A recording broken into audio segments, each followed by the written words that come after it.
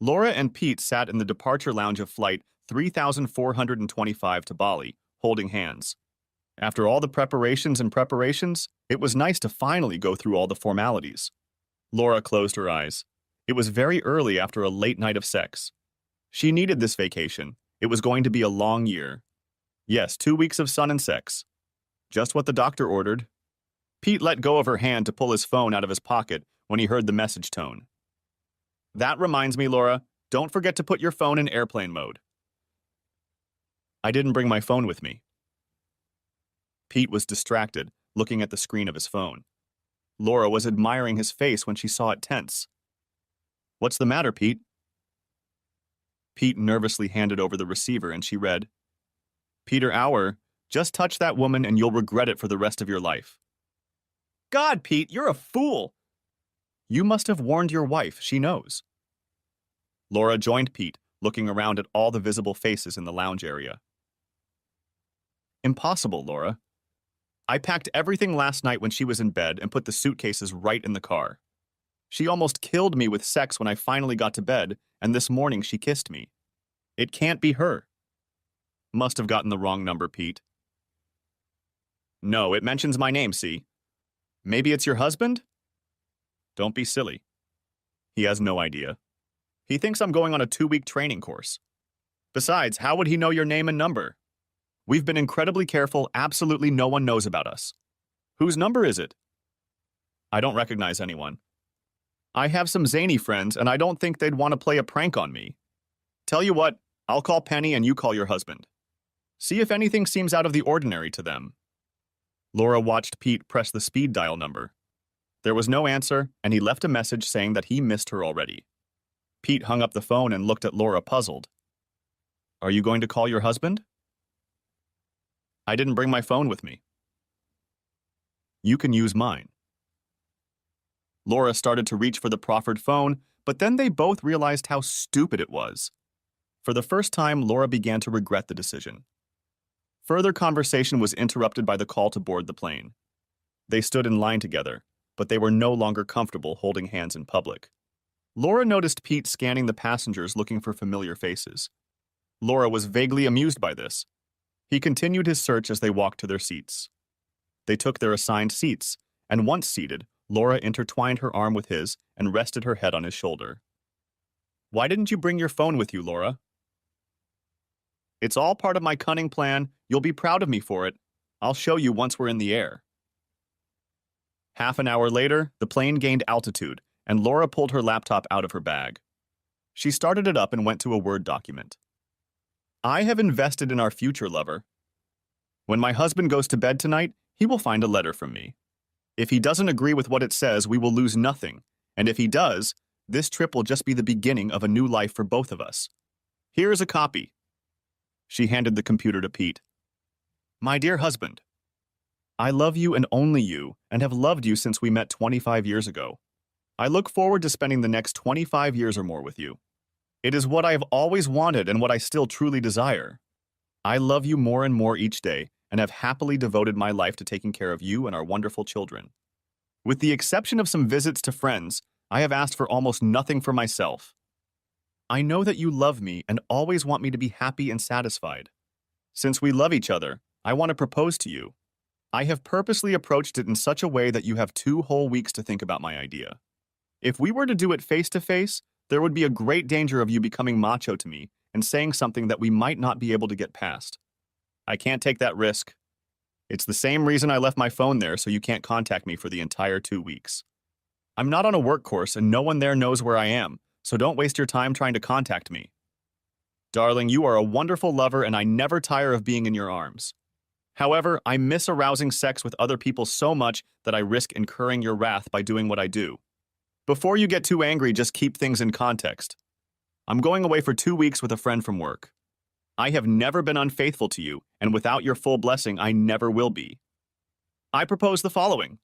With your blessing, I would like to have sex with other men. I feel that my needs have grown to the point that one man, even one as talented as you, will not be able to fulfill them. It will never be someone you know, and I promise to always be discreet. In fact, I will be so discreet that you won't even know when or where unless you want me to. At the slightest hint that anyone we know suspects what I am up to, I will stop immediately. You will always have me whenever you want me, and nothing about that will change. You are my husband, and your needs will always come first. I want you to be assured that this will not change the way I feel about you or our lovemaking together. In short, it will not affect us in any way, shape, or form. Think about it for the next 2 weeks, please, darling. If you love me as much as you say you do, you will jump at this opportunity to prove it. I know how much you love me, and that knowledge will be with me every time I fall asleep at night while I'm away. So I trust that you will spoil me now. Please, my dear, think about it for the next 2 weeks. If your answer is no, I will honor your wish and would appreciate the opportunity to talk more. I will try not to take too much offense at the names you call me and your implied lack of trust. If your answer is yes, then all you have to do is say, "The answer is yes," and we won't have to talk about it again, though I'd be happy to if you'd like to.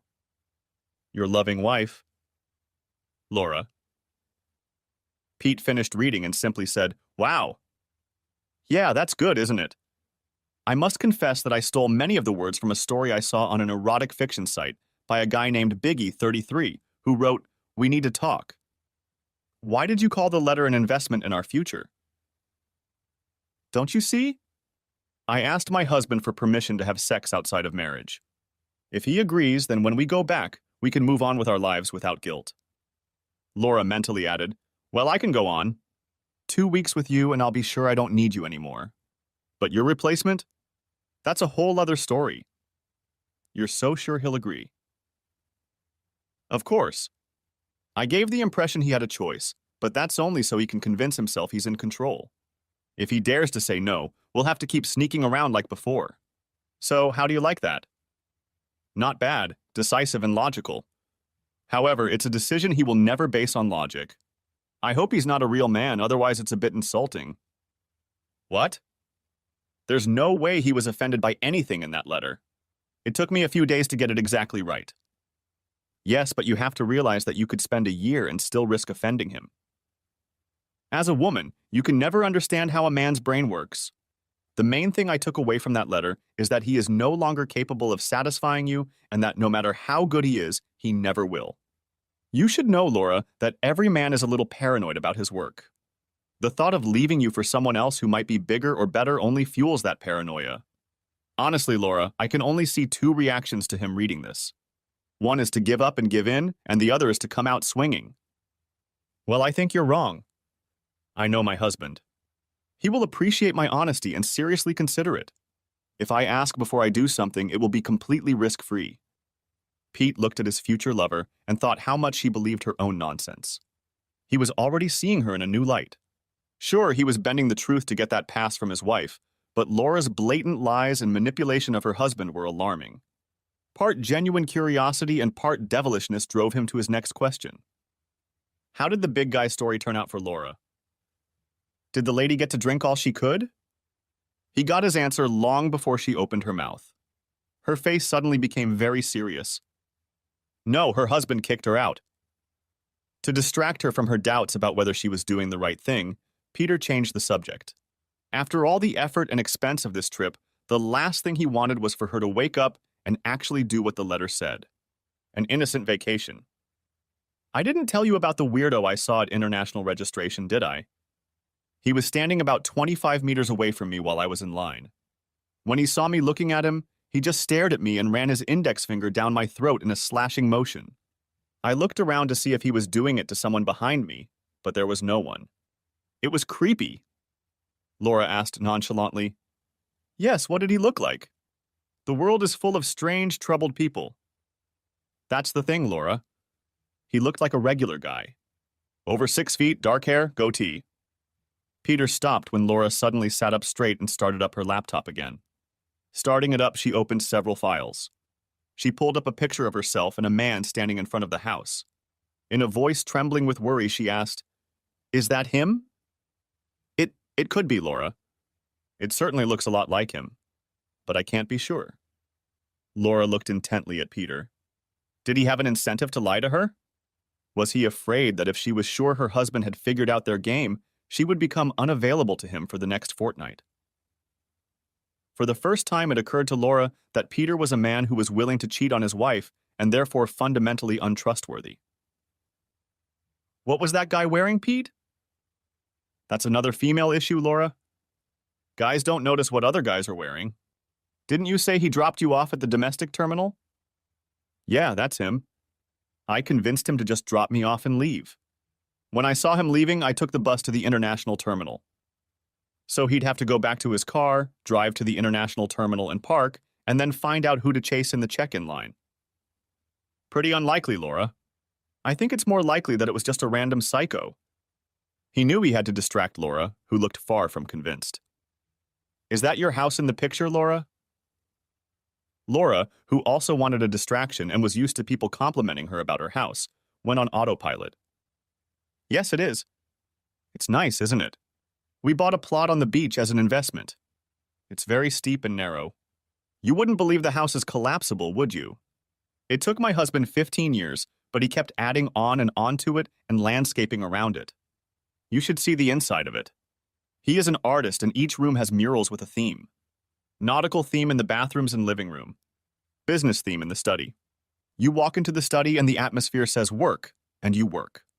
I'm not going to tell you what the theme is in the bedroom. We've won all kinds of awards for the interior design and the way the house utilizes the land. There's even a creek running under the house. The conversation turned to the topic of their families, which they had so far skirted in their relationship. They talked about Pete's 2 children, ages 6 and 8. Laura talked about her 3. Sarah, a 23-year-old who had just graduated from law school and was working as a real estate lawyer, and her 2 children still at home, Daniel, 16, and Larry, 13. Laura didn't know it, but she tried desperately to distract herself. For a while, she succeeded. Then she pulled out a notepad and wrote, "Lawyer, home, and children." Not knowing if her husband was following her, she couldn't make any plans for him. She knew she had to back herself up by protecting the house and family. After the couple fell silent, Laura began to berate herself for being a coward and not thinking about her position or the possible situation. She pieced together the chronology of events. She had packed on Thursday night, being careful not to include anything non-business or unwarranted to wear on the weekend between the 2 weekly courses. Bikinis and intimate apparel she planned to buy in Bali. That evening, her husband behaved perfectly normally and they made love. On Friday, she went to work at her normal time. They wanted to do some serious work on her company car, so she arranged for her husband to pick her up on Friday afternoon.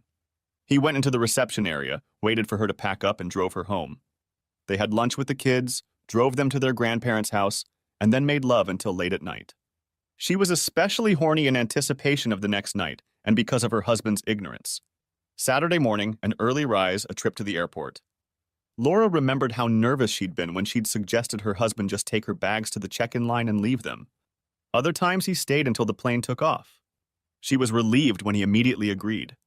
She'd watched him all the way to the parking lot and then waited for his car to pull away. Now his impatience to leave took on a darker meaning. She compared his behavior last night and today to her careful planning. Hell, no one from her job knew anything except that she'd taken annual leave, and her husband didn't know anyone from her job at all. He had no way of knowing what she was planning. The text message that came to Pete's phone was a prank call from a friend. The guy staring at him in the check-in area was a random psycho. Relax, Laura. What would be the consequences if he found out? She'd lied to him about her destination, so what? The letter said she was traveling with a friend from work, but didn't specify if it was a man or a woman. She didn't realize she'd closed her eyes until they opened. She imagined her husband knowing her final destination at the airport, and realized how it would look to him. The deception would have to look like she had slipped away precisely to hide. That in itself was serious, but with some skill it could be defended. Combined with the contents of the letter, however, it was not in the slightest doubt. Laura used the rest of the flight to cover whatever she could. The first priority was to destroy the letter lying under a pillow 2,500 kilometers from her ass. The second priority was to convince herself that she was worrying too much about nothing. Laura, always ready to anticipate every contingency, wrote a long letter to Sarah, knowing she couldn't send it before Bali. In it, she begged her daughter to go to her house and do 2 things. The first was to take possession of her phone and switch it to Pete's number. She reasoned that she was embarrassed to tell anyone that she had forgotten it, and she had bought a prepaid phone for the trip. The second task was to retrieve the letter from under her father's pillow. She begged not to read it as it was deeply personal, written between husband and wife. Mother and daughter were very close, so she knew she could trust her to not only follow the instructions, but to be discreet about it. As an addendum, Laura asked Sarah to acknowledge receipt of the letter and to further notify her that she had done what she had been asked to do. As soon as Pete and Laura got off the plane at Denpasar Airport, Laura sent an email and then, figuring her husband wouldn't check the caller ID, called him from Pete's phone. None of her calls were answered then or during the hour it took to get through customs and get to their hotel. This had never happened before, and alarm bells were ringing in her head. Just before the cab pulled up to the hotel, Sarah called Pete's phone and confirmed that she had done as requested. Laura managed to dodge a few questions about what was going on. When Sarah asked if her father was okay, her answer horrified her mother. Her father had called to say that he had some things to think about and that he was taking the other children to his cabin in the country. Sarah was going to join them that evening. Laura asked her husband what he intended to do this weekend, and the answer, of course, did not include the cabin. Worse, the cabin was isolated from all 21st century modes of communication. Laura was so confused that she let her daughter make the call without further question. Chapter 2. Laura's husband has just cooked a barbecue dinner for his 3 children at the cottage. They are begging him to take them camping with him to get wallabies for their favorite campfire stew tomorrow. Sarah senses her father has been distracted since she arrived, but doesn't press him. They sit down for a family meeting. Sarah started the conversation. Is it because of Mom, Dad? Yeah, she's been acting weird for months now. Some kind of emotionally withdrawn. And yesterday and this morning I learned some funny things. The sense of horror that gripped the room was only compounded by the father's sigh that completed the statement. They knew him as a strong but jovial man who was rarely serious. They waited. Your mom told me she's going on a 2-week course overseas for work. All 3 children responded that that's exactly what she told them. Yesterday afternoon, she asked me to pick her up from work, so I did. Standing in the waiting room, I saw through the office glass that she was talking to a man in his office. Something about the way they were standing or looking at each other didn't seem right.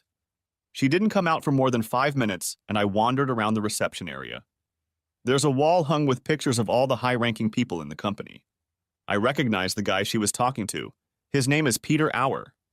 I picked up his business card at the front desk. This morning I just couldn't sleep, so I went downstairs. I'm a little embarrassed to admit it, but I looked in your mother's purse. In it I found her passport, and upon looking through it, I discovered a visa stamp for Indonesia dated 3 weeks ago. I remembered seeing her reading a brochure about Bali last month. Their father paused and looked around the room, clearly contemplating what to say. Bali is in Indonesia and is not interstate, it is overseas. I didn't say anything to your mother. It's very serious to accuse someone of cheating without proof, especially someone you love unconditionally. Sarah intervened. We know, Dad. We were raised on your and Mom's values, remember? Never cheat, never lie, always treat everyone with respect until they lose that respect, and then just quietly walk away. Yes. That's why what happened this morning is so hard to understand, let alone talk about. The gloomy atmosphere in the room intensified. They gave my father as much time as he needed to gather his thoughts and decide what to say and how to say it. This morning, your mom asked me to just drop her off at the domestic terminal and leave. She said she was nervous about leaving you home alone for too long. Purely deliberately, I agreed and drove straight to the international terminal. I waited there near the check-in for flights to Bali and saw Mr. Peter Auer checking in. I hid and kept watching. 15 minutes later, your mother showed up and checked in as well. I was too stunned to confront her. Do you think? Yes, Sarah, I think your mother lied to us actually, and went to Bali to have an affair with someone she works with. The father turned away, but it was obvious to all 3 of his children that he was in great pain. They had never seen the great man cry, and they were willing to pay almost anything they had just to avoid seeing his obvious pain now. One by one, starting with Daniel, they enclosed their father in an embrace. Sarah took the lead again. What are you going to do, Daddy? I just don't know, kids. I know that if she ever sleeps with another man, we're finished. Fidelity is the cornerstone of marriage, and any breach is unforgivable. If she hasn't and isn't sleeping with him, I still don't know if I can survive her cheating. So all I have done so far is send them both a message that if they touch each other, there will be trouble. That way I can put off deciding what to do until I have a chance to make a decision. Does that make sense? Sarah nodded to everyone and then told him something he didn't know. Mom left her phone at home, Dad. She wouldn't have gotten your message. I know how to get in touch with her. Do you want me to tell her to leave that creep alone? No, Sarah. I want her to answer for her own reasons. A decision made because of fear of the consequences is no decision at all. She has to have the right motivation. What number did she give you to contact her? Sarah pulled out her phone and opened the long letter from Laura. She read the first 6 digits to her father, and he read the last 4 to her from a business card he pulled from his pocket. By this simple act, all 4 people in the room were convinced of the absolute veracity of his story. There was silence. That's not all, Daddy. Mom asked me to get a letter for you from under the pillow at home. She reached into her bag, pulled out the offending letter, and held it out to him. Everyone waited for him to read it. He objected to reading it aloud once he knew what it said. Young Larry broke the impasse. Dad, this letter is about our family. We have always made all the important decisions as a family. You have to tell us about it. Dave looked at his youngest son and realized he had never felt so proud. Here he was with his siblings at the center of the greatest crisis their family had ever faced, and he was handling it better than his own father.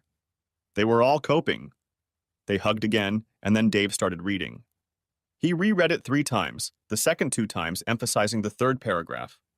Without the 3rd paragraph, it was a perfectly legitimate request from a wife to her husband, and, if taken at face value, a perfectly mature proposal. However, one sentence in the 3rd paragraph mocked the entire message. I'm going away for 2 weeks with a friend from work. I have never been unfaithful to you, and without your full blessing, I never will be. One proven lie made the rest of the message suspect or just plain wrong. An hour-long mature argument resulted in their mother and wife evaluating motives that were remarkably close to the truth. When other solutions were discarded, an obvious conclusion was reached and a course of action was determined.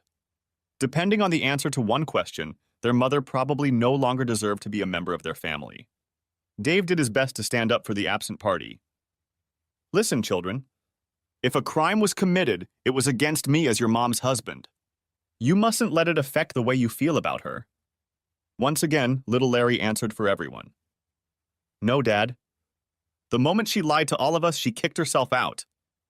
Dave looked intently at his son. When he saw the protruding chin and serious eyes, he realized that the acorn had fallen not far from the tree. Chapter 3. Laura stunned Pete at the hotel reception desk by asking for a private room on another floor. She had booked it for 2 days, with an option to extend and a request for a right of first refusal if the room was completely full. Pete checked into the hotel and looked questioningly at Laura. He was told to think about it, go to his room, unpack and meet her in the lobby in 2 hours. He embarrassedly complied. They met at the appointed time. Peter didn't waste time thinking about it, but when he saw what Laura was wearing, he decided he wouldn't mind jumping on her bones. They'd been close for a month, but other than kissing and groping, nothing had happened. What's wrong, Laura? Think about it, Peter. We arranged to come here together. You get a message on your phone addressed to you by name, telling you that if you lay a finger on this woman, you will regret it for the rest of your life. This message came shortly after a man who looks like my husband made a threatening gesture in your direction. Are you with me? We drove here and my daughter informed me that my husband has been acting completely different than usual. For the last 3 hours, my husband has not returned my calls, which again is not in his nature. Pete wasn't stupid. He understood what all this could mean, but he didn't see or care what it had to do with him. I think there's an 80% chance my husband knows we're here together. Don't ask me how he found out, I have no idea. I'm 100% sure that if he finds out we slept together, my marriage will be over. That's a price I don't want to pay. If I was 100% sure he knew, I would be on an airplane home by now. If I did, and he doesn't know, how the hell am I going to explain coming back so soon without telling an outright lie? We've been together 25 years, he'll recognize a lie in a second if he's on guard. I'm sorry, Peter, but we're not sleeping together until I get my husband on the phone and convince myself he doesn't know anything. Peter looked visibly disappointed by this statement. Laura realized that he was going to argue about it, so she waved him away. Peter, if you were my husband and you suspected that I had gone on a date with another man, how would you act? Easy, I'd hire a private investigator and get proof. Laura watched logic break through the filters of lust in his head. She was still annoyed that the seriousness of her situation didn't penetrate his thick skull. Did you try calling your wife again after you arrived? It caught his attention. Peter immediately looked around the dark corners of the hall, trying to see the camera. Okay, now you get it. Tonight and tomorrow I will sleep alone in my room. When my husband gets back from scrubbing and is able to call me, we'll work it out. In the meantime, don't come to my room, don't come near me unless it's a public place, and don't touch me. If my husband calls, do not answer or put the phone to voicemail. Find me as fast as you can. These are the numbers he'll be calling from. Now give me a friendly kiss on the cheek and we'll go our separate ways. Peter did as instructed, and then they both retreated to their rooms, looking around for surveillance. If either of them had bothered to look at the phone number that Pete's threat had come from, they would have realized that Laura was 80% already 100% victim. She just didn't know it yet. Chapter 4. 4 days had passed, and the long-awaited trip had not gone according to plan. They had to eat in the hotel restaurant and avoid all physical contact. Laura dragged Peter, protesting, to numerous clothing stores for outfits, and they even went on a day trip together on Tuesday. If they were being followed, it was by professionals. Laura insisted that they spend all their days together in case Dave called. On Monday, Laura bought a discarded cell phone and had Pete practice switching to it in case he got a call. Her stress level only went up a little. The school vacation had arrived, and it was possible that Dave had taken Danielle and Larry to the cottage for more than one weekend. However, Sarah not answering emails was a serious concern. Peter held out until Tuesday evening. He retired early, booked an extra room, got out of his room, made sure no one was following him, and had sex all night with one of the imported Javanese prostitutes. On Wednesday, Laura was so concerned that she stayed in her room all day and did some research on the internet. Research about divorce. Then she emailed her in-home attorney and asked him to confirm her assumptions about the outcome of a hypothetical divorce. She used him to handle all of the family's personal legal matters. She handled all such matters for the family. He responded that while it was not his expertise, he believed her assumptions were correct. 3 times a day, Dave and Sarah made phone calls and went unanswered. The 80% level began to approach 90%. Cut off emotionally from everyone she knew, she felt as lonely as she had ever felt in her life. She sent Sarah an email begging her to contact her. Dave didn't use email. With no response by Friday, Laura decided to secure her future. She asked her lawyer, who had all the necessary authorizations, to lock up the family finances. She transferred ownership of the only remaining vacant piece of land to a trust, with Sarah and herself as trustees. Any of the signatories could access the trust. She transferred the bulk of the family finances into 2 separate trusts in the names of their minor children. Again, there were 2 trustees, but this time both signatures were required. The child in question and another. She wanted the second one to be herself, of course, but the attorney persuaded her to make him the child's legal guardian. It would be more secure that way, he assured her. Of course, the child's signature was useless until he turned 18. Assured that if the worst happened, she'd have control of the purse strings, and if it all turned out to be a storm in a teacup, she could undo the changes. Laura slept better than she had all week.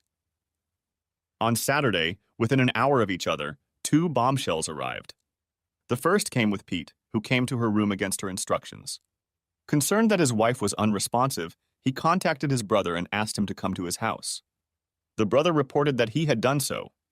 Pete's wife asked him where his brother wanted the divorce papers delivered. She called him at work and found out that he was not away on a business trip, but was on annual leave. Well, that explained how Dave knew about it.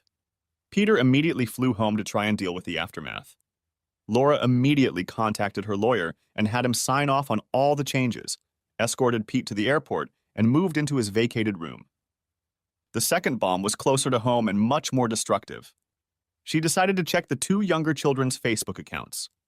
Nothing had appeared there since she'd left. No clues as to what they had been up to, and no responses to requests to contact her or otherwise acknowledge her existence. This time there was a new message on Larry's account. It was announcing to all comers that his mother and father were getting a divorce.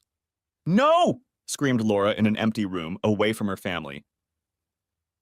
What the hell was David doing? Divorce was followed by conversations, arguments, and explanations. Yeah, even sometimes followed by humiliation. Kids? So she was the main breadwinner in the family and worked hard. It was inevitable when Dave dropped out after high school and kept her in college. Of course, that meant Dave was the primary influence in their kids' lives. But this shit had gone too far. She prayed, offering prayers to any god who might hear her, that she'd get the signs right and stop her and Pete's plans before they came to fruition. If that didn't happen, Dave would soon have an incontrovertible private investigator's report saying nothing had happened. And now that Peter was gone, nothing would. As she cooled down, she began to think rationally. When no one was talking to her, she used her considerable intellect to try to see dispassionately what Dave was seeing.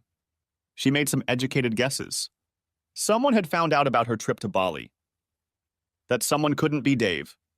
The only evidence of the plan was on their home computer, and Dave was computer illiterate. This someone, probably Peter's wife, had told Dave, perhaps as early as the morning of the flight. All he could know was that she had lied about the destination and was traveling with Peter. Unless... The letter! If Sarah had ignored her instruction not to read the letter? If Sarah had shared its contents with her father? Laura quickly pulled out the letter and read it with her eyes fully open. It took 3 attempts, each accompanied by a rapid heartbeat. Point 1. Simple statement of facts, no questions asked. Point 2. Preparation to start twisting the truth, but otherwise facts. Point 3. Part truth, part complete lie, and now he could know it. He was a wonderful lover, but she was tired of being in his arms.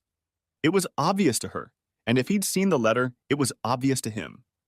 His private investigator's report would show that having a friend here was inappropriate, and having a male friend her husband knew nothing about was inappropriate. In the cold light of rationality, she realized that if he had sent her this letter with an outright lie, everything else would immediately come under suspicion. Consequently, her assurances of fidelity would be useless. If she went back to the beginning, her saying that he was a wonderful lover would also be under suspicion. Suddenly, she realized what his main problem was. Peter was right. She had called into question Dave's entire belief that he was satisfying her. His ego would be badly wounded. But she hadn't betrayed him. The private investigator's report should confirm that, at least as far as this trip was concerned. Naturally, he could assume she'd started fornicating even before this trip, but Laura already had a plan in place to counter such an opinion. When had the private detective started the surveillance? If the moment they first checked into this hotel, they should have already known that the private room idea was a thing. Laura thought, too many unknowns.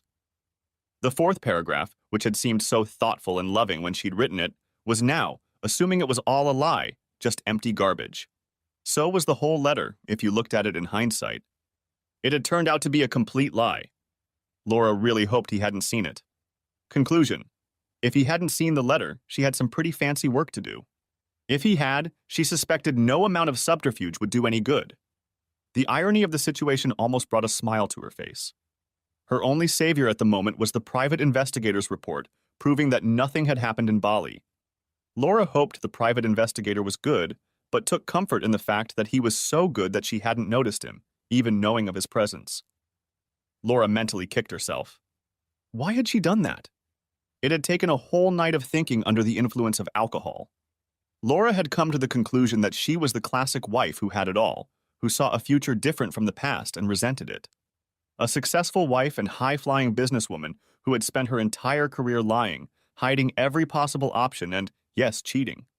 A woman approaching menopause who had an itch that needed scratching. And then, relying on her cleverness and her husband's naivety, scratch it without consequence. The new irony didn't make her smile. Laura realized that she could soon be a successful businesswoman and a divorced woman who still hadn't scratched that damned itch. The next morning, with no chance of getting any answers to her questions here, Laura decided to go home as soon as possible. First, she decided to use her negotiation skills to delay the irreversible steps of her protagonist. She wrote a letter to David through Sarah. Laura made the letter vague because she didn't know if Sarah had shown the letter to her father or if she had even read it. Her plan was to try to get out of the divorce situation, but to count on the fact that she would be on the winning side if the worst happened. Since she was the kind of person who had foreseen everything, she found counselors in her town and made an appointment online with the one she chose. Then she dressed for the day tour she had booked 4 days ago. She would still have time to call the airline. Chapter 5. Sarah walks into her father's house and overhears the end of a conversation between her father and his neighbor. So, besides telling this guy Peter's wife about your suspicions, what else did you do, Dave? Nothing. Hi, Sarah. You know John Smith from next door, right? He's a lawyer, too. He's kindly agreed to give me some advice. Oh, come on, Dave. After all the landscaping advice and help you've given me over the years, not to mention all the tools you've lent me, this is the least I can do. Hi, Sarah. Hey, John. Are you here to help Daddy with his divorce? Well, who's talking about divorce? All we know for sure so far is that your mother lied to us and is spending 2 weeks in Bali with someone. I, for one, will wait to see what she has to say before I make a decision about the divorce. Please forgive my absent-minded father, John. He can be very naive at times.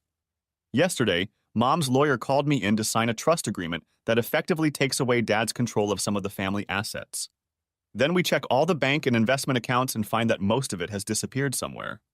She's doing everything she can to get you off the hook, Dad. Admit it. And now this finally reveals her true colors. Sarah handed her father 2 pages of the printed letter. He read them and then handed them to John. Dear Sarah, would you please print out the attached document and give it to your father? Again, I'm relying on your discretion not to read it. It concerns personal matters between him and myself. Dear David, I suppose you have already realized that I lied to you about the purpose and destination of my trip this week. When I get back, we'll talk about it, and hopefully you'll listen to my apology for the huge mistake I made with the same patience you've always shown. Just know 2 things and please don't do anything until we talk. 1. I love you and only you, always have and always will. 2. Ever since we became exclusive all these years, I've been faithful to you. I've never once had sex with anyone but you. I admit that my actions of late have given you ample reason to doubt this, and I am willing to do whatever is necessary to convince you of this basic fact. I suggest you give me a lie detector test when I return, hopefully in the next day or so. I am quite willing to stop and take it on the way home from the airport if you can arrange it that way. You will provide questions and ask whatever you want. After this elephant is out of the room, I can apologize for any disrespect you feel I have shown you. Please don't do anything rash. We both know what a divorce will do. You'll lose the house you've put your heart into and half the money we plan to use for early retirement. Think about the children. Divorce always polarizes families, and if you ask around, the mother always gets custody. Having Sarah and Danielle on my side is a given. It would be tragic if divorce drove a wedge between them and Larry. I know you love the kids, and we both realize that not being able to see them whenever you want would kill you. So please don't do anything until you've given me a chance to explain. See you soon. Your loving wife, Laura. John finished reading the letter. If it wasn't for what we know she was doing behind the scenes, it would have been really compelling, emotional material. What do you mean, John? Dave, you have to realize that in my work I see all sorts of tricks. This one is pretty common. Your wife decides she wants out of the marriage. She looks for a replacement, finds one, and decides to, take her for a test drive during a 2-week vacation. I think it's called an affair on the road. Normally, if she decided he was the one, she'd come back and quietly move all the assets out of your reach and then file for divorce. The really smart people poison the relationship between innocent parents and their children first, like Laura started doing with Sarah. Writing a letter portraying you as a wimp that Sarah was allowed to find is one of the most subtle things I've ever seen. The best way to win in a divorce is to deal your partner a complete blow, limit their access to good advice, that is, leave you penniless, and then make your children choose who to go with.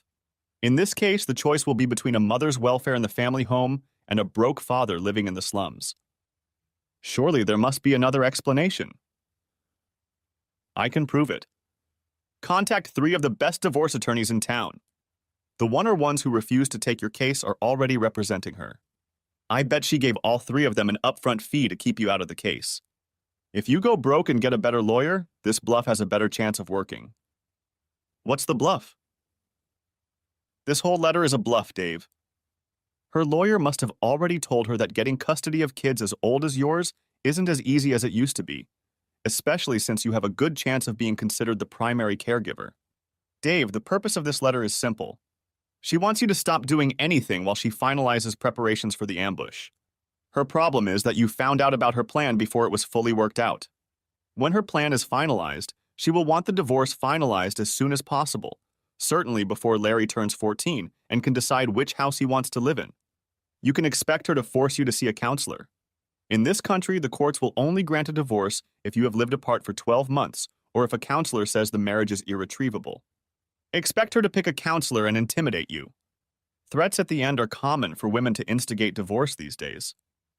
Dave excused himself by asking John who the best divorce lawyer in the area was. Dave called, gave his name, and asked for an appointment. He was told they could not accept his case. Dave didn't realize that the best divorce attorney in town had a lot of cases, and he told his secretary not to accept any new ones yet. Dave went back to the break room. All right, John, I believe you. What do I do now? First, you authorize me to block all finances not already in Laura's possession. Then you restrict her ability to spend any other shared finances. How do I do that? Well, start by canceling all credit cards in joint names. Okay, but I'm still a little uncomfortable. I mean, she's so convincing that she still loves me. But it doesn't really fit with the threats in the second half of the letter. Dad, are you sure Mom lied to you? Yes, Sarah. Do you lie to those you love, Daddy? No, I don't.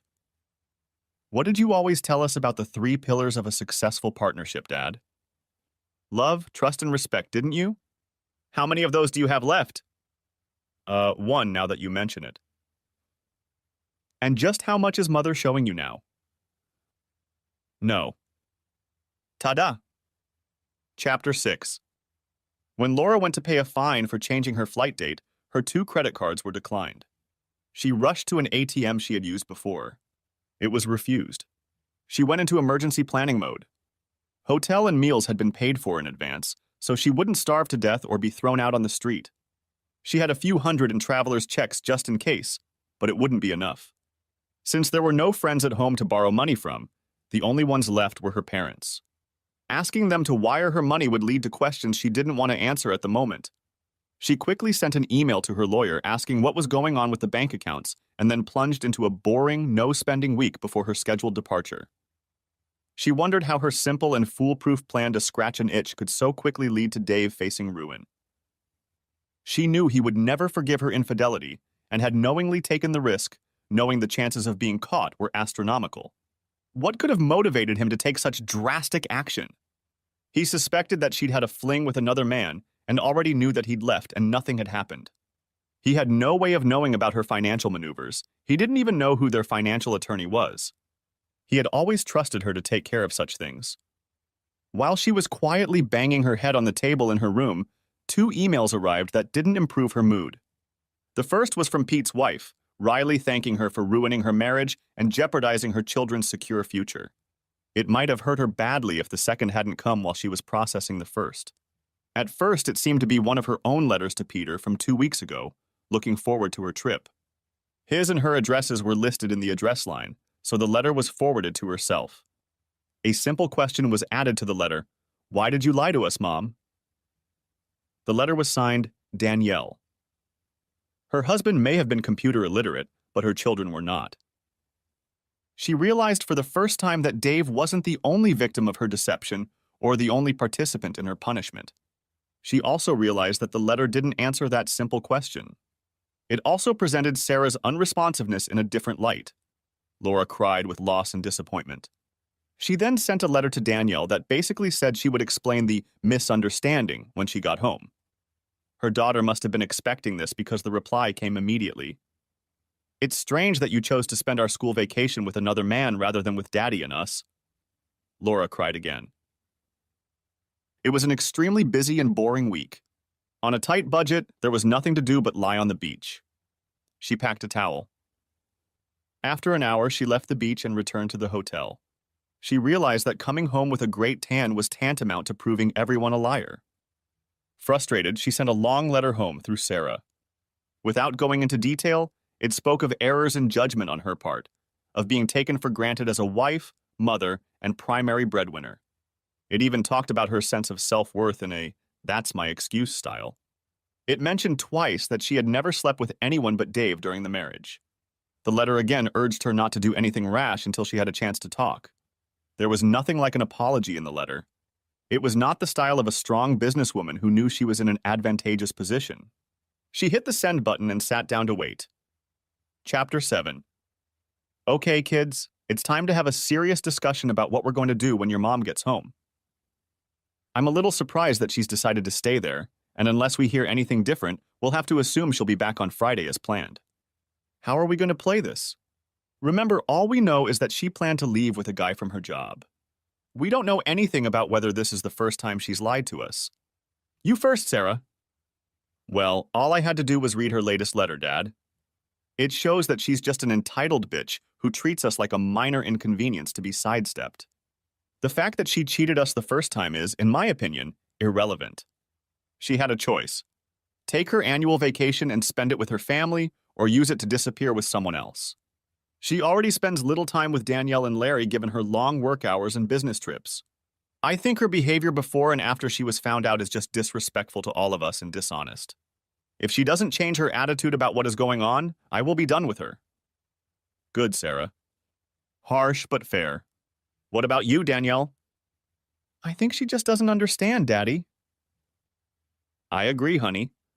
When we hear from Larry, I'll explain what I'm thinking of doing. Larry? I don't care, Dad. As long as I stay with you. I'll do everything in my power to make it happen, son. Tell us about your idea, Dad.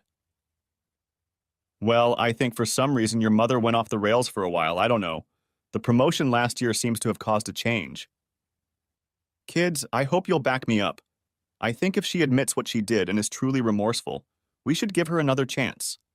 What do you say? Sarah looked at her younger siblings and felt agreement. Little kids just need stability until they reach reactionary age, when they discard everything their parents believe in and try to change the world. That's right, Dad. We'll try, but you've seen her last letter. I've reread it 16 times and I see no remorse. Strangely enough, I believed her when she wrote that she had never been unfaithful to you. I agree, Sarah. That's why I've planned a little shock for her. Once she experiences it, she will realize that we believe she has already committed a crime against the family. I don't think she realizes how offended we are, which is why she is concentrating on the physical impact. After we get her to understand our feelings, the million-dollar question is what she will do about it. If she breaks down and apologizes to all of us, we'll talk about it. If she doesn't, then we'll see. That's my idea. Chapter 8. The return letter took Laura by surprise. It came from Sarah, but it was addressed to Dave and all 3 children. It described the timetable for her return. After reading it, a sense of foreboding gripped her, as if she had failed in her task. She was expected to return late Friday night. The letter said she had an appointment with a polygraph examiner and indicated that all 4 rebels were taking the questions. After the test, she was put up in a motel for 2 nights so she could mull over her answer. Anytime after noon on Saturday, she could request a meeting to discuss the family's future. Laura resented being ordered around, but for now she decided to play along with their little game. One thing was certain. As soon as she ate her humble pie, she would be in for a serious beating. People needed to know who was boss. Relieved, she relaxed a little. She was glad that her offer of a lie detector had been accepted. It was the surest way to convince Dave that she had kept her vow. She knew that if she could convince Dave, the rest would fall into place. What questions would he ask? He knew her behavior in Bali, that was a given. The main question he would ask would be, had she done anything with Pete before Bali?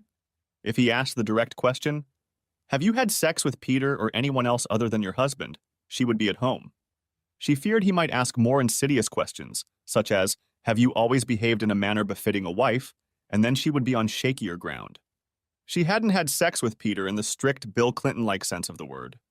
Then there was Michael, before Pete. They hadn't had sex either, but only because Mike had chickened out at the last minute. Laura realized it was a mistake to anticipate the questions too much. She knew that polygraphs relied on indicators such as heart rate and sweating. By taking the questions at face value, she risked raising her stress level and causing a false positive reaction. However, she practiced answering her simple-minded husband's implied questions anyway. Generally relaxed, she went to the airport at the appointed time. She had deliberately not told anyone what time her flight was arriving. Under the pretext that everyone would be busy with work or school, she insisted on a cab. The family couldn't be in the domestic terminal when she arrived at the international terminal, right? Coming out of customs, she couldn't help but compare the way she had arrived to the way she had envisioned it. Instead of purring like a contented kitten, she arrived with a begging bowl in her hands. After the cab ride, she sat in the polygraph waiting room for an hour until one of the technicians led her into the room. He outlined the basic procedure for the pre-test questions to calibrate the equipment to her physiology. Then the technician pulled out a folder and frowned. "Oh, right. That's the one." Laura blushed slightly. Knowing the nature of the questions, she realized that the operator would soon guess her recent history. "Mrs. Brown, the questions I have a rather unusual format. Instead of the usual list of questions, they are in the form of a flowchart." "Eh?" "Yeah, I've seen that once or twice before. There's an initial question, and then depending on the answer to that question, a choice of what to ask next. It slows things down a bit, but it doesn't affect the validity of the tests, I assure you. Are you ready?" "Ready as I've always been." The operator went over the 8 calibration questions, then paused to open the file again and read. Question 9. 2 weeks ago you went to Bali with the intention of having extramarital sex with Mr. Peter Ower? "Yes." The operator looked at the polygraph readings and made a note. Then he looked at the file. Laura was not surprised by the question. She braced herself for the next one. Would it be a question about whether she had actually had sex with Pete in Bali, or a question about whether she had had sex with Pete before going to Bali? She hoped like hell that the question would be asked in a form that she could plausibly deny. To the simple question, "Did you have sex with Peter Ower?" she could answer no and walk on by. "Please keep it simple." The technician closed the file and began taking the paper out of the machine. "Thank you, Mrs. Brown. I have an email address to send the report to. You may go." To say Laura was stunned is a vast understatement. "What the hell does that mean?" "What, just one question?" "Yeah, an unusual one. I've only seen this once before, and I know that guy was trying to get his point across. I think whoever wrote those questions was too." "Your husband?" Laura nodded automatically. "What did he mean by that? Because I don't understand." "I assume your husband means to say that he doesn't care at all if you had an affair in Bali. He just wants to confirm that you intended to do it. He's saying loud and clear that your intention to have sex with this guy from Peter is enough for him. Good luck, Mrs. Brown. There are business cards for a couple of good divorce lawyers on the reception desk." Laura left the room in a daze. She had based her entire defense, her entire learning process, on convincing her husband that she had not slept with anyone else. Lacking professional merit, she had no idea how offended he was by her dishonesty and simple intentions. Frustrated and angry, Laura made her final mistake. Ignoring the opportunity to go somewhere else to allow time to make a rational decision, she jumped into a cab and drove home. In her opinion, it was now a true battle of wills. The competitive instinct kicked in. Dave had fired the first shell, and now it was her turn to return fire. The cab dropped her off at the entrance to her neighborhood. Sitting in the car on the opposite side of the street, Dave, Daniel, and Larry looked sadly at each other as they watched the furious woman head toward the former family home. They were grateful that they had made all the provisions last night. The last thing Dave wanted was to be abused in front of the kids. It would definitely be bad for their health. They made it to the room they had booked for Laura, checking to make sure their phones were turned off. Chapter 9. There was no word from Laura until Monday. The hope that she had used the time to think rationally was faint, but it was there nonetheless. The last hope collapsed when, late Monday night, Dave received a letter from Sarah. It censured him for his low tactics of sicking the children on her. It spoke of an emergency family court hearing her attorney was organizing to decide temporary custody of Danielle and Larry. Playing on John's predictions, it also informed her that she had set up an appointment for them to meet with a psychologist the next day. It called for a family meeting on Wednesday night. Laura pondered over the weekend and, as usual, came up with a plan that she felt covered all the bases.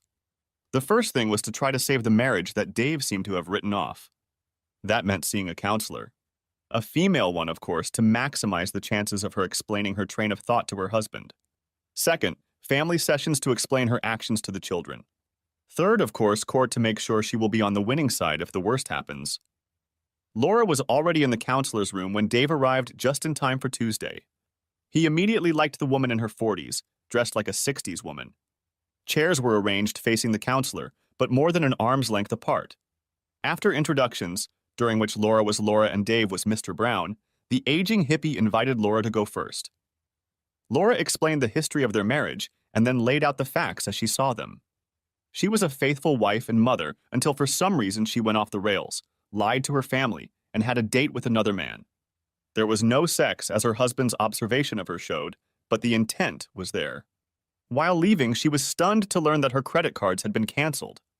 She regretted what she had done, and her most sincere wish was to simply put the episode behind her and move on with her marriage to David. The counselor looked at Dave.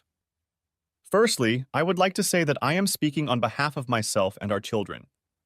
My children's main complaint is that their mother lied to them, used 2 weeks of her annual vacation, which is 6 months, to go off on her own, and left her phone number so that she could not be contacted in case of an emergency. In all honesty, I did not commission any surveillance of Laura in Bali. This stunned Laura.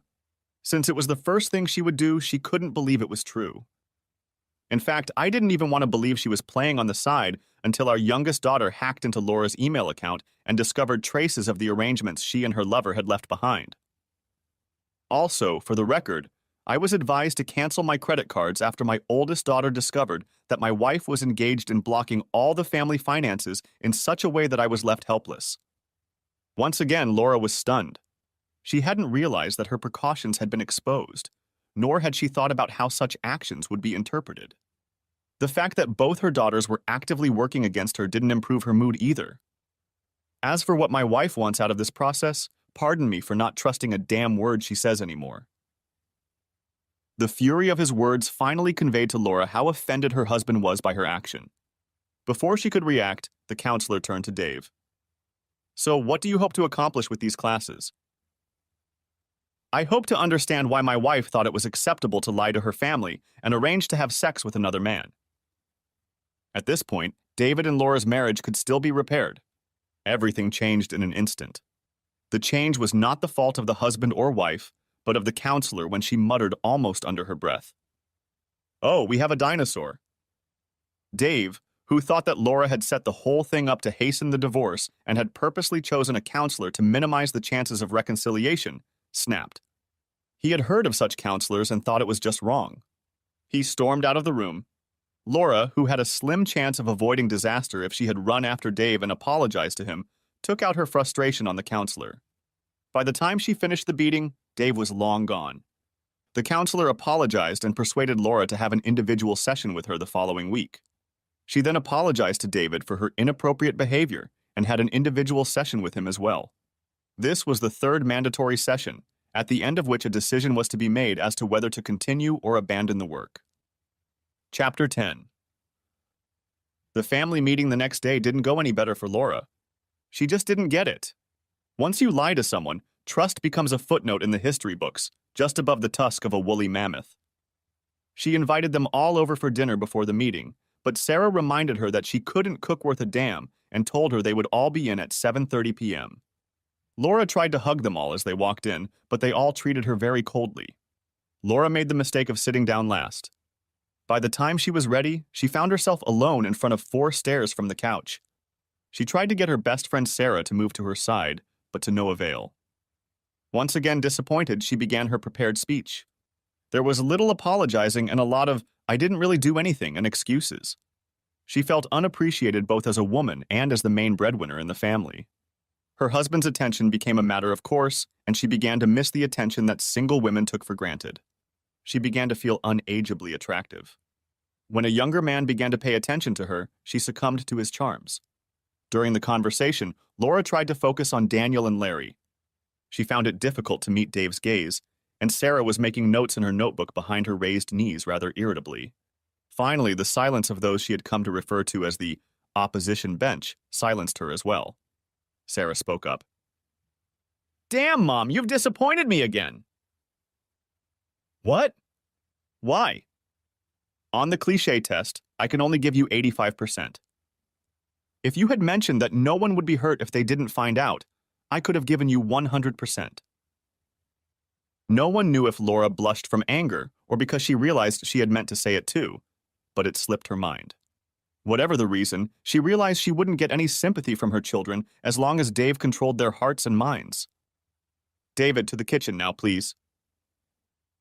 Laura pounced on him as soon as they were alone behind the closed door. She hissed at him through clenched teeth. "Does it really have to be this way, David? I break you until you come crawling back begging me for forgiveness." Dave looked at her sadly because he realized that she remained a slave to her own nature. "No, it doesn't have to be that way at all. If you just did what you should know is a decent thing to do, the outcome doesn't have to be inevitable. If you drop the stupid bitch you've chosen to be your impartial counselor, and we go to... I'll see you in court, David." Chapter 11. On Thursday, Dave moved into a rented 3-bedroom house. Obviously, none of this is going to end anytime soon. He was also notified that the preliminary custody hearing for Danielle and Larry was scheduled for the following Tuesday. After learning the name of the family court judge assigned to him, he called John. John told him that he had gotten lucky and had picked the same judge who had never given custody to his father. Dave declined John's offer to represent him, but asked for a weekend appointment to learn about the procedures and what he could and couldn't say. He was going to try to use the system properly once and then go back to his own tactics. He was doing what he had to do to ensure the emotional well-being of his children. A fun weekend was spent fixing up the rental house. Dave sat the kids around the table and honestly explained what the house would look like in the near future and what his long-term plans were. The kids perked up and joined in the planning. Together, they searched the internet for everything they needed. On Tuesday, Laura's attorney was a little shocked to learn that Dave intended to represent himself. He realized the awkward position Laura would be in if she was questioned by her own husband.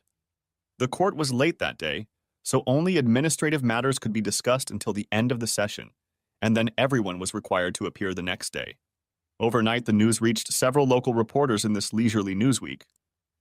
The next day began with Laura's attorney going over property ownership, relative earning power, and other details. Dave then began asking questions. Laura was visibly nervous, which did not go unnoticed by the reporters. He began gently. "I'm the one who built the family home with my own hands?" "Yes, you did, but I was busy working and earning most of the money."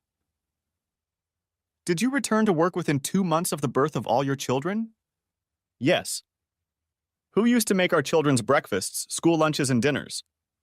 "You. I worked long hours." "Would you say I was the primary caregiver?" "Probably." "You recently lied to me and your children and went to Bali for 2 weeks for the express purpose of having sex with another man?" "Objection, Your Honor. Someone needs to tell Mr. Brown that adultery is no longer a factor in child custody disputes in this country." "I'm sorry, Your Honor. I don't care about adultery. I just want to emphasize the character of my wife, who considers herself a fit mother." "Objection overruled." "Well, I went to Bali because I needed a vacation, and it just so happened that I went with a male friend from work, yes." "When you left for Bali after lying to your family, did you leave the following letter for your husband to find?" Then Dave read the letter in full. Out of the corner of his eye, he saw both reporters strobing furiously. Laura didn't have to answer the question. Her furious stare did it for her. It was embarrassing. "Is it true that when you returned from your dastardly journey, you never once attempted to apologize to your husband and family for your deception and obviously immoral intentions?" Again, the stern answer was silence. "Your Honor, your decision seems like it would be an easy one. I am the primary caretaker of my minor children and always have been. They should be awarded to me along with the house I built and in which they have lived most of their lives. I have never cheated on my wife or told her and the children any blatant, damaging lies, and I demand that she retract this. She has shown by her actions that she cannot influence my children." Dave took his seat with his back to Laura. Her angry eyes tried to burn holes in the back of his head. The judge was fully awake and made her ruling immediately.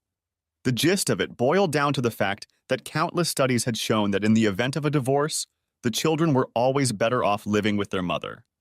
According to her decision, temporary custody and living in the family home would go to Laura. Laura smiled smugly. Dave remained neutral. This was exactly what he had expected after his conversation with John. He stood up. "Your Honor, let me address the court. I would like to call attention to your own decisions in Harper v. Harper, Smith v. Smith, Fulton v. Fulton, and others too numerous to mention, where you awarded custody to the primary caregiver." Receiving no response from the judge, Dave proceeded to cite 3 scientific papers refuting the notion that children are always better off with their mother. "What are you getting at, Mr. Brown?" "I was just wondering, Your Honor, can a man with a penis win in your court?" The judge looked intently at Dave. He stared back dumbfounded. Then she declared the case closed and scheduled the next one. The reporters were frantically writing.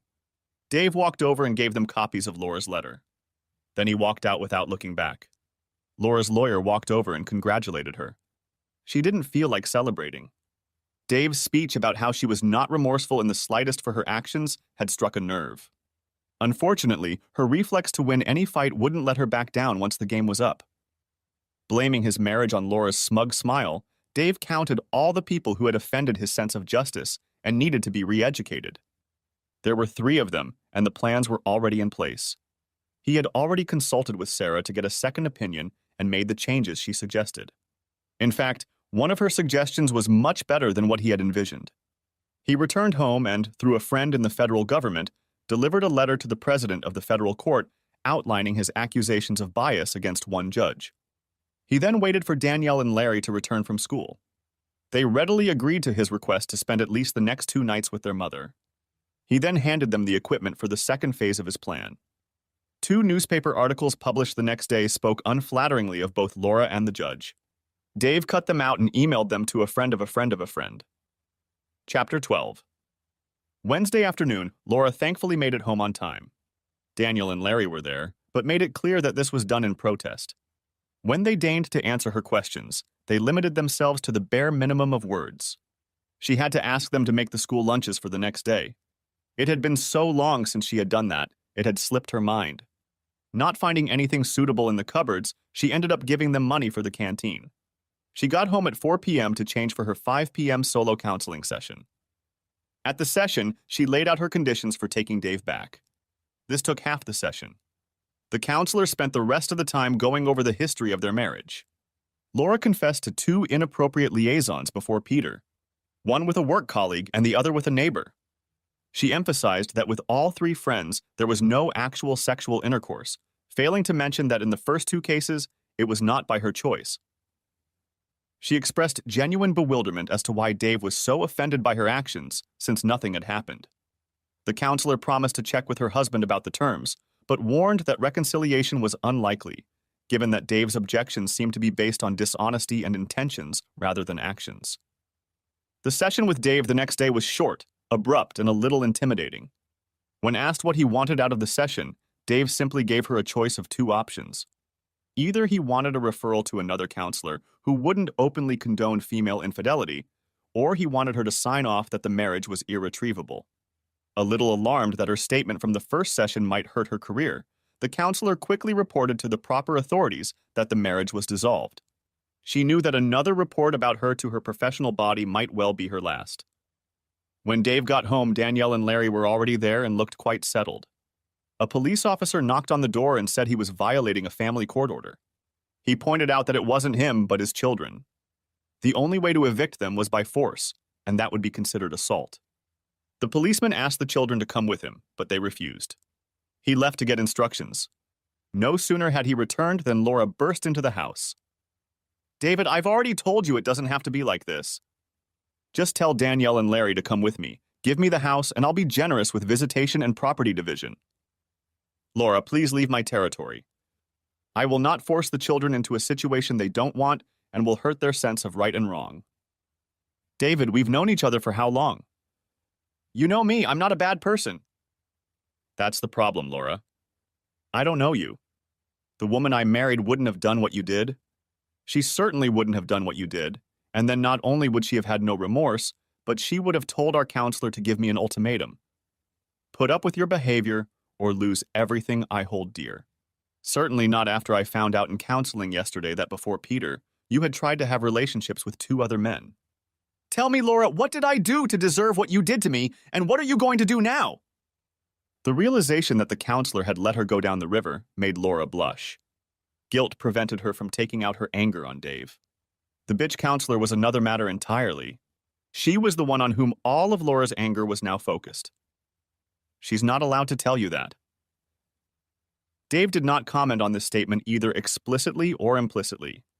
Laura ran away in a rage. Dave went and erased the tape recorder that Daniel had put in Laura's purse before the counseling session and retrieved afterward. He was sure that righteous justice was about to visit the counselor. And he was right. 3 days later, the counselor received word that her services were no longer required. One downside, two to go. Children's services arrived on Saturday morning but left disappointed when it became apparent that the children would only leave if they were forcibly dragged outside screaming and kicking. They made the mistake of trying to apply logic to a highly emotional situation, said Chief Officer Larry. The courts have decided it's better for you to live with your mother. So the courts were wrong. Neither Danielle nor I want to live with a liar who hurt our father. That was the end of it. Laura spent the next week trying to get all 3 children back on her side. Eventually, they refused to return her calls and immediately deleted her emails and phone messages. She tried to talk to Dave, but as soon as he realized the conversation did not include an apology, he ended it. Finally giving up, he hired John as his divorce attorney. He also went to see Sarah's boss to confirm the advice she had given him. At the end of the next week, he found out through Sarah that Laura was going on another business trip for the entire next week. He took a week's vacation and did a phenomenal job helping the children after school and during work hours. Laura found out exactly what the attempt was when she arrived home the following Friday. She pulled into the driveway and marveled. In front of her was a beautifully landscaped lot with a hanging pool. There was a brick garage, too. All that was missing was her beautiful, award-winning home. Her collapsible palace had been dismantled. In its place stood a lone, very damaged building. Apparently, it had been bought at one of the insurance write-off auctions after being damaged in transit. In a daze, she opened the door and realized Dave had made an effort to replace the locks. All of her clothes, some of her furniture, and all of her personal belongings were there. She was torn between rage and deep sadness. For a while, the sadness won out. On the floor, right in front of the door, was a copy of the title deeds. She read, "Land and dwellings at address," in the address. She realized that she had been cleverly duped. The land belonged to her, and there was indeed a dwelling on it. She called her lawyer to confirm that nothing could be done about the house, and then, after some thought, called her financial advisor to modify the only financial agreement she had made that could be modified at this point. It concerned a trust into which a vacant piece of land had been transferred. She was told that Sarah had already exercised her right and had transferred all the documents into her name only. Laura's last act before she finally lost her mind was to curse her own arrogance when she thought all 3 children would side with her. Then she realized that the rest of her family had turned against her. Dave for stealing her house. The kids for not supporting her. She was very close to realizing the enormity of her crimes, but unfortunately, self-pity turned to anger again before the connection was fully made. She sent a letter to all 3 children.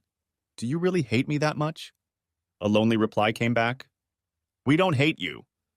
You always knew I would do whatever was necessary to protect our family.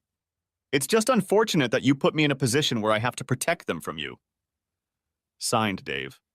Laura gathered her personal belongings, then went and checked into the motel. She drove there through Sarah's neighborhood to make sure the modules of her old house were neatly lined up, waiting to be placed and plugged in. On Monday, she received Dave's divorce filing at work. He apologized for getting her there, but explained that he didn't know where else she could be. She spent the next hour trying to read between the lines of an agreement that at first glance seemed generous. It gave her 100% ownership of the jointly acquired property, which, given that most of the other assets were locked up, was the vast majority. Several items of expense had to be deducted from the value of the property. These included the cost of airfare and a hotel room in Bali. A note explained that these were the amounts Dave believed Laura had stolen from the marriage. Also deducted were the cost of the divorce and the cost of unraveling her financial fraud, including half of the expected interest on the money put into a trust for the next 2 and 5 years respectively. She requested that the children be placed in the custody of whichever parent they chose. For the sake of unity, if Danielle or Larry chose the other parent, Larry, as the youngest, would make the decision. Family unity was paramount. Laura called her financial advisor and asked what the chances were of her revoking the 2 trusts in the children's names and was told, none. He did his job well. Through a divorce lawyer, she tried to get another counselor appointed. But since the first one had already agreed to the marriage, it was impossible without Dave's consent. When she demanded such consent through the attorney, Dave reminded her that he had already suggested another counselor a few weeks earlier and had been turned down. Now that Laura seemed to be guided only by the prospect of her imminent destruction, it was too late. Laura signed the contract, realizing it was the best she would ever get. Since the family court had surely awarded her custody of Danielle and Larry, she would receive the assets pledged in the trusts of the two minor children as their legal guardian. That meant she would lose only the value of the second parcel of land. Once all the I's and T's were dotted, the divorce went quickly. The lawyer assured her that they would be assigned the same family court judge since they were now under her jurisdiction, and she had a reputation for being very biased. The lawyer usually advised his male clients who confronted her to give up and save their money. Knowing that her vengeful plan was on track, that she would win and Dave would be left destitute, Laura relaxed. She wondered if Dave's pride would allow her to crawl back in which case she would be magnanimous but with conditions, or if he would resign himself to beggary. Chapter 13. Having regained her confidence, Laura walked into court a month later. She was met by an anxious lawyer. He pointed to a woman in a suit in the front row of the public gallery. "You see this woman? I went to law school with her. I hear she works in the office of the chief federal judge now. Something's going on and I don't like it." He was clearly agitated, and it infected Laura with nervousness. The judge opened the hearing by announcing that this was her last case as she was taking early retirement. She didn't seem happy about that. Then the lawyers began. Laura objected to Dave's demand that Laura be charged all legal fees. He suggested that Laura pay Dave's costs and vice versa. John disagreed, pointing out that he was acting pro bono for Dave. From that point on, things went downhill. John painted an accurate picture of the couple and their relative merits as guardians. There was little Laura's attorney could do. He seemed to regret trusting the judge's protocol and not preparing much factual evidence. The case lasted all morning and was clearly one-sided. Once again, the judge ruled. Often glancing at the costumed woman in the audience and speaking as if she had a mouthful of broken glass, she said that the facts of the case were simple, and that Dave, as primary caregiver, was awarded custody. She even congratulated him on the generous offer he had made to Laura for the division of property and hoped that he could raise the children well on the share he had accepted. There was insincerity in her voice the whole time. Laura was so shocked that she missed the final clang of the judge's gavel. She returned to her lonely one-bedroom apartment and wondered which bus had hit her. She couldn't indulge in self-pity, however. She had a real estate matter to resolve. In anticipation of a financial decision, she put her old house up for sale. It was a steep, uncomfortable neighborhood, suitable only for a very specific house, and the price she had agreed to set for it was very low. Unless someone replicated her old house exactly, even the landscaping would have to be abandoned. It had been spectacular before, but only because of Dave's ingenious design. This afternoon was settlement time. She wanted to hand the title deeds to the new owners herself and wish them to enjoy the house as much as she had. She was disappointed when the man present announced that he was just an agent for the new owners. They would be here soon if she wanted to wait. When Laura saw David's car driving 4 trucks with her old house and a crane behind them, she decided to leave. At her new place, she looked at the meager check in her hand, all she had gotten from the train wreck she had turned her successful life into. Still slightly dazed, she wrote in her thought journal that a friend had recommended to her to help her cope.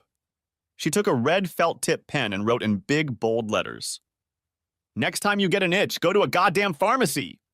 Next time you mess up, apologize, damn it! You're twice as smart as you think you are."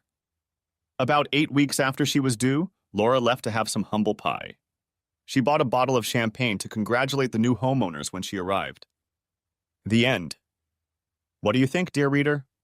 Perhaps some good advice at the end. I have some more that you can take or leave.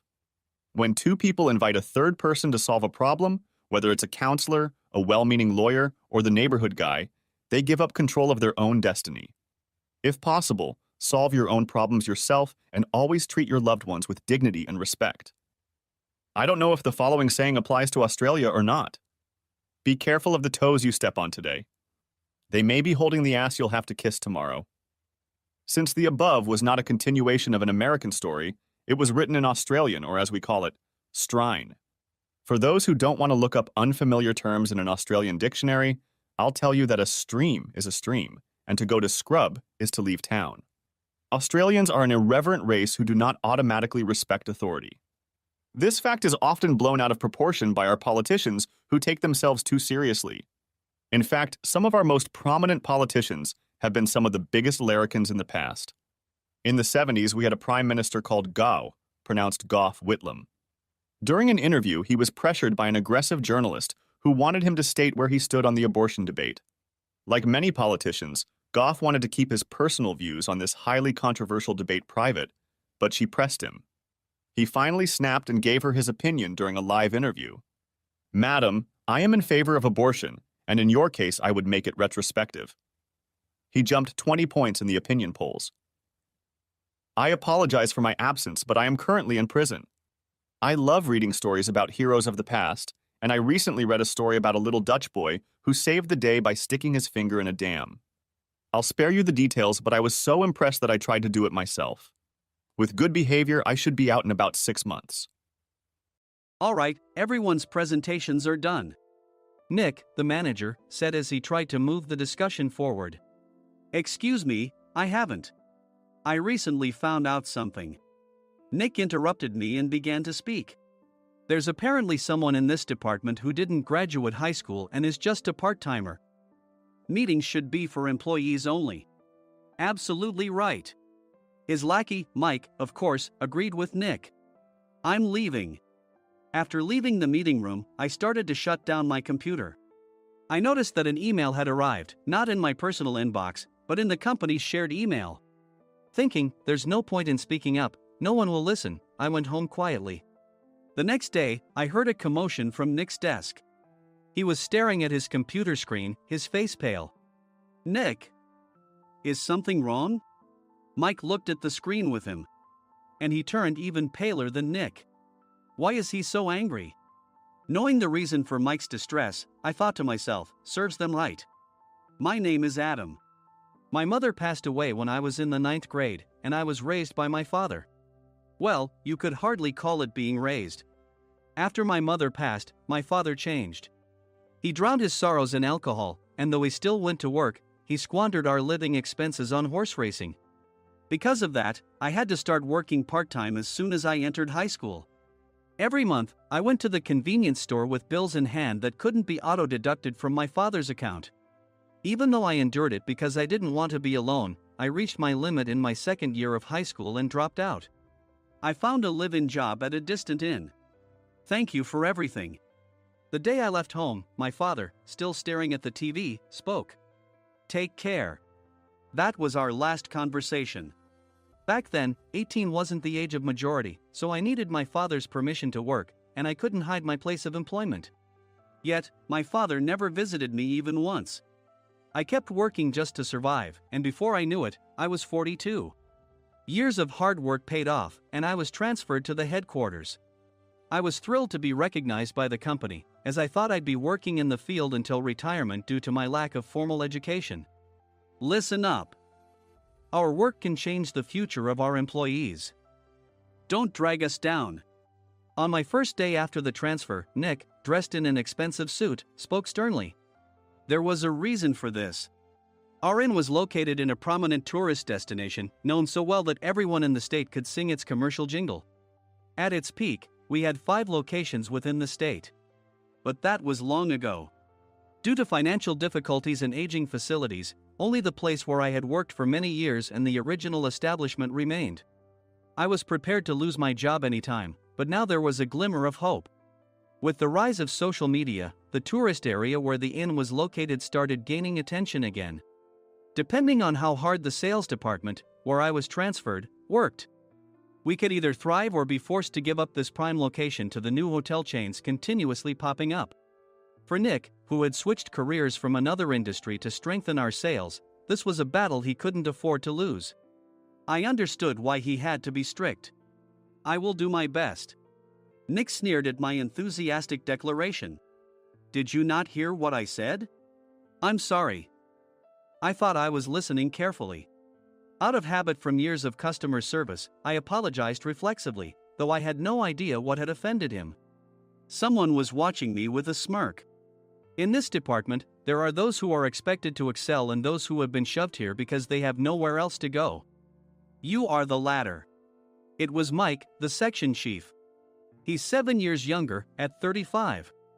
But he was called to headquarters much earlier than I was and had been moving around within the headquarters ever since. I'm not jealous, but I can't accept that he's my boss. Graduating from a prestigious university, he has an unusually high pride and caused many problems as a newbie, making things very difficult for me when I was the front desk leader. When I found out Mike was transferred to the sales department a month before me, I was disheartened. Mike is right. With just a middle school diploma, there's not much you can do. Don't even think about achieving results. As if I didn't exist, Nick remarked, I'm thirsty. Mike eagerly ran to the coffee maker. It seems Mike is Nick's lackey. I regretted being happy about my transfer to headquarters, wishing I had stayed on site forever. Send a direct mail to every company on this list by the end of the day. Nick only assigned me tasks that even a new graduate could handle. What? There are over 1,000 companies. You want me to send to all of them by today? Yes, if you and your fellow misfits split the work, even those with nowhere else to go should finish by today. I glanced at the employees typing away expressionlessly. They were worn out from customer service, only thinking about leaving on time, or were women reassigned after having children, with zero motivation for work. Even Sam, a new graduate from the same university as Mike, who was supposed to be among the expected achievers, had no enthusiasm for the job, having joined the company wanting to do customer service. I don't care what they say, I plan to quit anytime, he said. Only Nick and Mike were highly motivated, making all the decisions between the two of them. I originally only wanted to work at the inn to survive and had no particular attachment to this job. I swallowed my words, thinking I had no right to reprimand them. About a month after the transfer, Nick told us with a frustrated look. To commemorate the 50th anniversary, we've decided to create a plan exclusive for one group per day. Originally, Mike and I were supposed to come up with it, but our president, Mr. Thompson, insists on hearing everyone's opinions. So, you all get a chance. As Nick explained, Mike began handing out prints. Make sure not to embarrass Nick. If your ideas are half-baked, you'll have to redo them. It seemed that they had printed his handwritten notes by Mr. Thompson, which included several questions and a section for free responses. It made sense why Nick had to seek our input, given that all responses had to be submitted to Mr. Thompson. We were given a week to think about it, and a meeting was scheduled to compile our ideas. My plan is to let guests enjoy both the old and modern America. Nick began the presentations. Guests would watch a master confectioner at a nearby traditional sweet shop make sweets in front of them. The welcome drink would be premium tea in a bottle. Nick's plan was certainly attractive. After his presentation, Nick called on us to present in the order we were seated. Just as I stood up for my turn. All right, everyone's presentations are done. Excuse me, I haven't. I recently found out something. Nick interrupted me. There's someone in this department who didn't graduate high school and is just a part-timer. He was likely talking about me. I joined the company as a part-timer and was made a full-time employee when I turned 20. That was 20 years ago, so Nick and Mike probably had no chance to know until recently. Meetings should be for employees only. Absolutely right. After that, Nick kept creating opportunities to solicit everyone's opinions, purposefully excluding me from speaking. The meeting unexpectedly heated up and went past the scheduled end time. A few people asked to leave, and the discussion continued with the remaining few. Still here? Normally, you'd leave in that situation. Though I had no attachment to the job initially, hearing kind words from customers made me want to make them happier. For someone like me, with nowhere to go, the inn was my home and customer service was my life. I felt pathetic about my current self. I'm leaving. I left the conference room and started shutting down my computer. I noticed an email had arrived, not in my personal inbox, but in the company's shared email. Thinking no one would listen to what I had to say anyway, I quietly went home. The next day, while preparing the DM as instructed, I heard a commotion from Nick's desk. In his haste to stand up, he hit his knee on the desk. He stared at his computer screen, his face pale. Nick! What's wrong? Mike, thinking he should be the first to rush over, approached Nick while still wearing his coat. He peered at the screen with Nick. and he turned even paler than Nick. Why is he so angry? Who is responsible for this company? Nick, more irritated than ever, asked, and Mike answered without checking. Probably Sam. Sam wasn't there because he was attending a morning training session for new hires. Nick gave up on getting angry and returned his gaze to the screen. They were looking at an email that arrived right after the end of the working day yesterday. Apparently, no one, including me, had checked it before leaving. The email was from a large company that used us for their annual employee trips. The president and executives of that company also frequently used our services personally. President of the company, Mr. Mason himself, had declared that neither he nor his company would ever use our services again. Well, some companies cancel their employee trips or stop using our services due to financial struggles. Let's just move on. Mike kept wiping the sweat from his forehead with a handkerchief. Knowing why Mike was so agitated, I quietly watched their interaction. Do you know how much revenue we get from that company? We can find other guests to fill the rooms, but we'll lose the banquet costs, gift shop revenue, rental car fees, and more. Moreover, the gifts were supposed to be prepared by the traditional confectionery shop involved in Nick's proposed plan. If it's known that we incurred such a huge loss at this critical time, Nick's position in the company would be jeopardized. Nick took a deep breath, seemingly trying to calm himself. All right, Mike. Go to New York right now and apologize to Mr. Mason. What? You're coming with me, right? I have urgent work to do. I trust you, which is why I'm entrusting this to you. Please. Mike, believing Nick's sincerity, agreed with a determined look on his face, saying, yes. That's Nick for you. Even if Mike went to apologize, Nick would shift all the blame onto him if the client didn't change their mind. Well, it was Mike's fault to begin with, so it served him right. About 3 hours later, Sam answered a call from somewhere and repeatedly apologized, saying, I'm very sorry. Everyone watched to see what was happening. After ending the call, he informed Nick with a weary tone. When Mike arrived at the client's company, he only made things worse, further infuriating Mr. Mason. He was demanding, get his boss here immediately. It was no wonder Sam was exhausted, dealing with such a call right after returning from training. What is that idiot doing? All right, Adam, you're coming with me. If sacrificing Mike didn't work, then I must be next. Normally, I'd want to refuse at all costs, but I saw an opportunity in this situation. If I can be of assistance, I'd be happy to join you. I immediately followed Nick, and we flew to New York. When we introduced ourselves at the reception, it became clear how serious the situation was. As the receptionist personally escorted us to the president's office. Angry voices leaked through the door, making both Nick and me uneasy. Excuse me. I'm Nick, the supervisor. I understand my subordinate has caused you trouble, and I deeply apologize. Nick, with his experience in the corporate world, knew enough to offer an apology before excuses. However, his customer service skills left much to be desired. I sighed as I saw Mike trembling like a small dog in the corner of the room. What kind of training are you giving your subordinates? Mr. Mason glared at Nick with a red face. The intensity of his gaze made even Nick take a step back. Regrettably, I joined this company only 2 years ago and was unaware of Mike's issues. I should have identified his shortcomings sooner. Indeed. I should have realized sooner. No sensible person would come to apologize and then give a lengthy presentation on the drawbacks of not using their in. Nick froze, his mouth slightly open.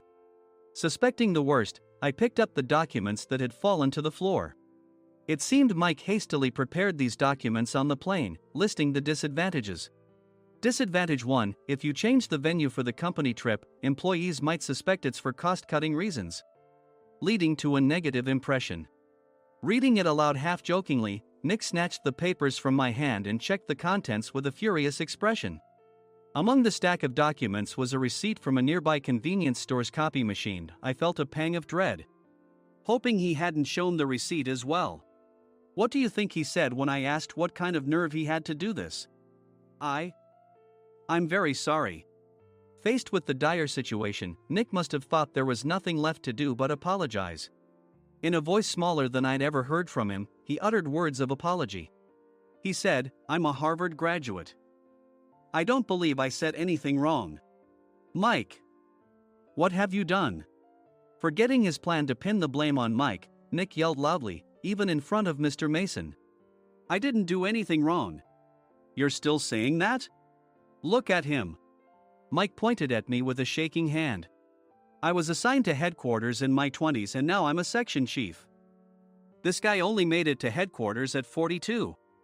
Everything I've done proves I was right. So why are we losing the contract? Having said his piece, Mike collapsed to the floor. Of course. You were sent there because you had nowhere else to go. Mike never expected to hear such words from someone he looked down upon. He lunged at me, and Nick hurriedly stepped in to stop him. Mr. Thompson told me Mike is a quick thinker, and to take good care of him. There's no way he was pushed aside. Don't make things worse here. He didn't say quick thinker, he said only quick-witted, didn't he? I don't remember that part. I recalled the many troubles Mike caused when he was a newbie. When Mike was on the front line, his pride was so high that he never apologized to customers. Customer service, especially in our job, doesn't work alone. It brings both good and bad situations.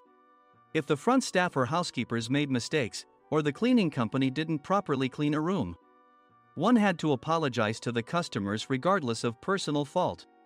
Mike, in such situations, would never apologize, insisting he wasn't at fault. This often angered customers, and as the front desk leader, I frequently had to apologize on his behalf. He caused complaints and disrupted operations, which is why he was quickly moved to headquarters. In departments where he didn't interact directly with customers, his quick thinking was beneficial and things went well. But it seemed his flaws were starting to show. Corporate reservations are supposed to be entered into the system by the sales representative. But a quick check yesterday revealed that more than 10 items were missing from the client's reservation. The handover document clearly stated what needed to be prepared. Why didn't you enter it into the system? Why do we have to give them special treatment? Filling rooms near the banquet hall, setting up all the food in advance. Specifying the brand of wine, they're too demanding. No wonder he always angered customers, I thought, feeling a headache coming on. Grouping them in rooms near the banquet hall is for our benefit too. It makes it easier for the staff to set up beds and serve breakfast since everyone's schedule is synchronized. As for the other requests, Mr. Mason suggested them to lighten our load. I didn't know that. Nick finally seemed to realize that Mike was the one who had angered the client. What did you say to them? I just told them we wouldn't give them special treatment anymore. We shouldn't waste effort on things that don't bring in money. I was utterly exasperated at his lack of understanding of customer service. Of course, we shouldn't comply with unreasonable demands. But carrying over successful practices from past stays makes customers feel remembered and enhances their experience. Good memories encourage repeat visits. That's part of our job. I looked down at Mike, who was sitting on the floor. In our job, nothing is a waste. Mr. Thompson likely moved you to the sales department, hoping you'd finally understand this. How do you think he feels now that you've failed to meet his expectations? Mike, tears in his eyes, fled the president's office. I was amazed he still hadn't apologized. You have it tough, Adam. It's okay, we're all employees of the same company. I deeply apologize for this disrespectful incident. Especially after all the care you've shown us. If it weren't for you, Adam, I really would have stopped staying here. When I heard you were moving to the sales department, I was willing to reconsider if you handled it. Seeing us talk so amicably, Nick's face contorted. Do you two know each other? Adam's service is excellent. I always requested him specifically. Normally, we don't accept specific staff requests, but we made an exception for Mr. Mason, adjusting my shifts accordingly. He had personally stayed at our hotel just before my transfer, and during casual conversation, I mentioned, I'm moving to the sales department soon. If I hadn't told him then, things could have been much worse. Please continue to take care of us. I look forward to it. On the return flight, Nick awkwardly offered me a can of beer. It's still working hours. Of course, I had no intention of forgiving him for a single beer. Nick might try to pin everything on Mike and avoid any consequences. While pondering this, a startling fact came to light. Nick, the tea bottles for the plan have arrived. I handed Nick a bottle labeled with our inn's name. They look good. What are you talking about? These are plastic bottles. I had assumed we would use the trendy, high-end bottling tea. But what arrived were ordinary plastic bottles of tea with customized labels. The only unique aspect was the label, which had the inn's name, making it look customized. Upon further investigation, I discovered that a substantial amount of money was set to be paid to the tea company. It was priced like bottling tea. Does this plastic bottle really cost $100 each? The tea inside is specially blended for us. The extra cost is for that. Wouldn't it be better to use another tea company? Or is there a specific reason we must use this one? As Nick continued to make excuses, I showed him a printed email. I informed the tea company's president, Mr. Mitchell, that we discovered irregular payments and he confessed. He said you two were high school classmates and planned to split the extra money. That idiot. Why did he confess? That's not important. You should worry about yourself, this could turn into a police matter. Opening the bottle cap, I suggested. How about calming down with this tea? It supposedly has a relaxing effect. Nick drank the tea frantically. In the following days, decisions were made about their fates. Mike was reassigned to the General Affairs Department, with no chance of transfer or promotion, as per Mr. Thompson's orders. As for Nick, since the payment to the tea company hadn't yet been made, he narrowly avoided legal trouble. Instead, he was encouraged to leave the company, and to avoid further complications, Nick submitted his resignation. Rumor has it that connections between HR departments have made it difficult for him to find new employment. Even though it was good to have those two gone, something unexpected happened in the sales department. Everyone became motivated and united in refining the 50th anniversary plan. In the end, my plan was adopted. We collaborated with the Tourist Information Center to provide personalized guides. The plan, tailored to the number of guests, was truly special for the 50th anniversary.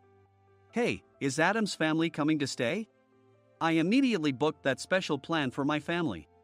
Sam noticed it on the reservation list and quickly picked up on it. Yes, I'm inviting my father. That's great. I might invite my parents too. I lacked the courage to face my father just as Adam. But here, with the confidence Mr. Mason praised, I felt ready. The 50th anniversary plan was a perfect opportunity to reconnect with my father. I hoped to bring back the days when we could laugh together as we once did.